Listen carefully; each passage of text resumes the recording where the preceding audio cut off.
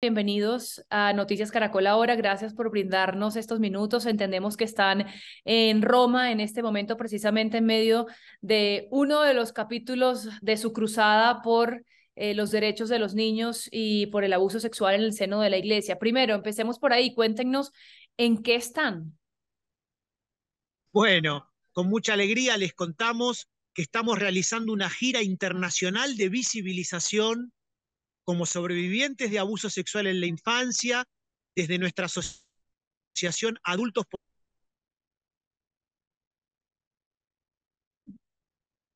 por los Derechos de la Infancia de la República Argentina, y en este caso hemos realizado actividades en Marruecos y ahora durante todo este mes de marzo aquí en Europa, compartiendo nuestros testimonios a la comunidad, como lo hacemos desde hace años, también nuestro libro Somos Sobrevivientes, Crónicas de Abuso Sexual en la Infancia, y hoy aquí en la ciudad de Roma hemos brindado una conferencia de prensa internacional en la sede de la Asociación de la Prensa Extranjera de Roma, centrada en este caso en mi historia de lucha de muchos años como sobreviviente de abuso en la infancia dentro del ámbito confesional católico, en la Iglesia Argentina en particular. Sebastián, han pasado 10 años del pontificado del Papa Francisco. ¿Algo ha cambiado en esta lucha, en este tiempo? ¿Se ha logrado algo? El mayor cambio nosotros lo vemos en las luchas que venimos llevando adelante los sobrevivientes de todo el mundo.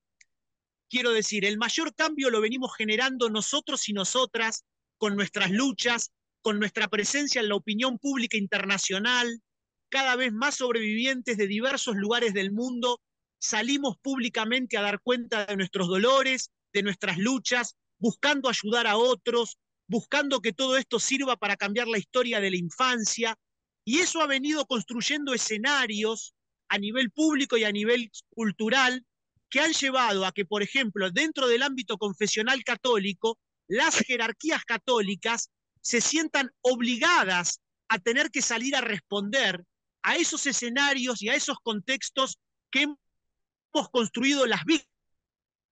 víctimas con el avance público de nuestras luchas en la opinión pública internacional. Es decir, el gran mérito, los grandes avances de todos estos años, nosotros y nosotras lo vemos en las luchas que llevamos colectivamente adelante los sobrevivientes y en el campo de la opinión pública. Las instituciones, como en este caso la jerarquía católica internacional, vienen muy atrás y vienen tratando de dar respuesta a esos escenarios que construimos las víctimas con nuestras luchas, pero de maneras bastante insuficientes y bastante incoherentes a nuestro criterio. ¿Por qué incoherentes? Porque entre otras cosas, por ejemplo, en mi caso, como esto lo hemos testimoniado hoy ante la prensa internacional aquí en Roma,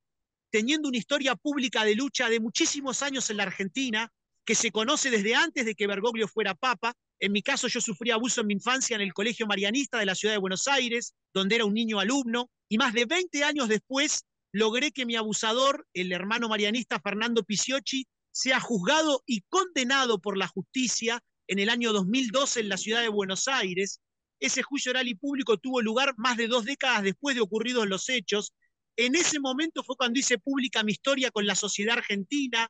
con el sueño y con el anhelo de poder ayudar a los demás, de que mi historia trascendiera colectivamente. Todo esto, reitero, fue en el año 2012, antes de que Bergoglio sea designado papa. En aquella ocasión también compartí públicamente con la sociedad argentina cómo en el año 2002 tuve que luchar ante un intento de silenciamiento por parte del Colegio Marianista, y ese intento de silenciamiento lo denuncié ante el arzobispado de la ciudad de Buenos Aires, que en el año 2002 encabezaba el entonces cardenal Bergoglio, y la respuesta que recibí de aquel arzobispado, donde Bergoglio nunca me recibió personalmente y me invitó a tramitar mi pedido ante el obispo Mario Poli, fue que esa jerarquía católica de la ciudad del año 2002 avalaba la actitud de este colegio que pretendía silenciar a víctimas de abuso sexual, y a su vez me lo transmitieron en aquel año 2002 desde una postura de profunda arrogancia, de profunda subestimación de la gravedad del delito y de la injusticia de la que estábamos hablando, y de una profunda subestimación del dolor de una víctima como era yo en aquel momento, que estaba buscando reparación y justicia, que estaba buscando empatía y solidaridad. Y todo esto que ocurrió allá en el año 2002 en la ciudad de Buenos Aires desde que Bergoglio se transformó en el Papa Francisco a lo largo de una década, muchísimas veces lo hemos manifestado con medios de prensa de Argentina y también del mundo. Le hemos mandado cartas al Papa en el año 2015 pidiéndole que nos reciba. Y en una década de papado, el Papa Francisco sistemáticamente ha ignorado nuestro pedido de ser recibidos públicamente. Y esto, lejos de ser una anécdota, nosotros siempre dijimos que el primer papa no europeo de la historia, el primer papa argentino y latinoamericano de la historia, algo que tenía que hacer era convocar a las víctimas de su país, a las víctimas y luchadores de la Argentina y a quienes inclusive habíamos tenido malas experiencias con él, como todo un gesto simbólico y concreto de una voluntad de venir a transformar esta historia. Y sin embargo, en 10 años de papado del Papa argentino, este pedido público nuestro ha sido ignorado sistemáticamente. Y esto también se ha reflejado en que, por ejemplo, en la Iglesia Católica Argentina, la Conferencia Episcopal Argentina, donde buena parte de los obispos fueron designados por Francisco a lo largo de estos 10 años, también ha ignorado sistemáticamente durante toda esta década a las víctimas y luchadores de la Argentina, que nunca fuimos convocados por el episcopado argentino, donde nunca se abrió ningún proceso de reparación y justicia y donde nunca se rindió cuentas ante la sociedad argentina, a diferencia de lo que viene sucediendo en distintos países de Europa, como Francia, Alemania, España, Portugal, lo que pasó en Irlanda, lo que pasó en su momento en Estados Unidos, donde inclusive a veces los mismos episcopados han abierto comisiones de investigación para rendir cuenta a la sociedad de lo sucedido y para abrir procesos de reparación y justicia de las víctimas. Todo esto nos parece que habla, en este caso, de una deuda histórica que el primer papa argentino y latinoamericano de la historia sigue teniendo con la infancia víctima de abuso sexual de Argentina y de América Latina dentro de la Iglesia Católica. Viendo, digamos, a la luz de una institución tan antigua como la Iglesia Católica, y yo me gusta mucho pensar en las transformaciones en el seno de la Iglesia como un transatlántico que una persona hace un viraje, ¿no? Un capitán hace un viraje, pero que demora un tiempo, digamos, en corregirse el rumbo, entendiendo la magnitud de la institución. Yo le quiero preguntar que en aras de hacer un examen, más allá de la propia historia personal, que entiendo que en ambos de sus casos es bastante dolorosa, haciendo un examen de este liderazgo del Papa Francisco, sí cree que a pesar de que no se ha dado la respuesta deseada por ustedes, las víctimas, sí ha habido un viraje, al menos, si no en el tema de hacer justicia, al menos sí en la prevención de nuevos casos hacia el futuro. Nosotros, por lo menos, creemos que todavía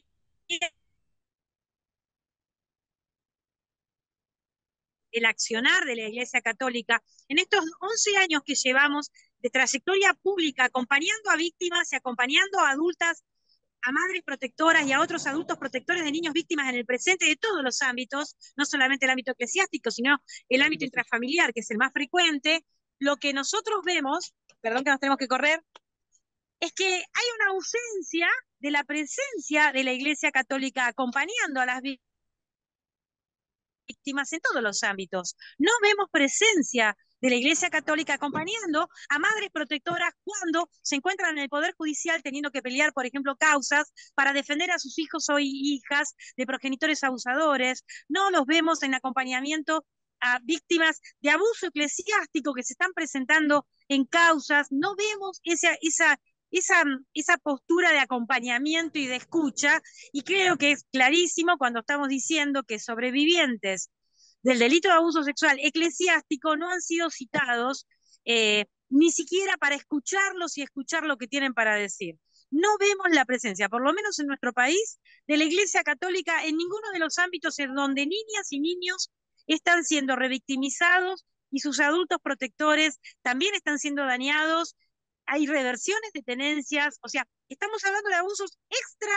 Iglesia Católica, el abuso más frecuente, el abuso intrafamiliar, y tampoco vemos presencia ahí de la Iglesia Católica acompañando a múltiples mamás protectoras o a otros adultos protectores. No vemos esa presencia en ninguno de los ámbitos, ni el abuso eclesiástico, ni en el abuso intrafamiliar, que es el más frecuente. Vale, bueno, Silvia y Sebastián, muchísimas gracias por su tiempo y por darnos pues parte de su testimonio y contarnos esta lucha que están emprendiendo, que han emprendido desde hace tantos años. Y bueno, mucho éxito en esa gira internacional y que sigan escuchando su voz en todos lados. Saber que siempre puede haber cambios y siempre puede haber posturas de reparación. Siempre hay tiempo para reparar. Lo vivimos diciendo, esto es muy importante para los sobrevivientes adultos y para cualquier adulto que en su momento no pudo cuidar, no pudo proteger, se puede reparar los daños, pero hay que asumir la postura adulta de decir, salgo a preguntarte qué necesitas, salgo a preguntarte en qué puedo ayudar y acompañar activamente las luchas actuales. Y recordar que ante un delito que según una campaña pública del Consejo de Europa sufren nada menos que 1 de cada 5 niñas, niños y adolescentes, estamos hablando del 20% de la población, la novedad histórica, esperanzadora y absolutamente positiva es la presencia cada vez mayor de sobrevivientes en distintas partes del mundo que salimos a compartir nuestras historias con la sociedad, con el sueño y con el anhelo de ayudar a otros y a otras y de que todo esto sirva para cambiar la historia de la infancia. Eso, reitero, ante una injusticia que ha permanecido como un virtual tabú histórico, es algo que ha empezado a cambiar y que esto no puede desconocerse en ningún lado y nos parece que esto es algo que con mucha alegría y con mucha esperanza compartimos con la comunidad internacional y especialmente con las y los sobrevivientes de distintas partes del mundo que todavía están solas, solos, aisladas, aislados, cargando vergüenza, cargando culpas absolutamente injustas. Hay una historia que la estamos cambiando con nuestro esfuerzo y reitero, en nuestro caso tenemos un lema que es un proverbio que dice que para criar a un niño hace falta una aldea. La suerte de la infancia es una cuestión colectiva que depende del compromiso del conjunto de la comunidad. No es una cuestión privada, no es una cuestión intrafamiliar, por eso también el rol de los estados como garante de los derechos de la infancia, y todo ese camino esperanzadoramente está en marcha. Así que no podemos dejar de compartirlo con muchísima alegría. Gracias a ambos nuevamente por acompañarnos en Noticias Caracol ahora. Hasta Muchas luego. gracias, un gran abrazo a toda la audiencia. Muchas gracias.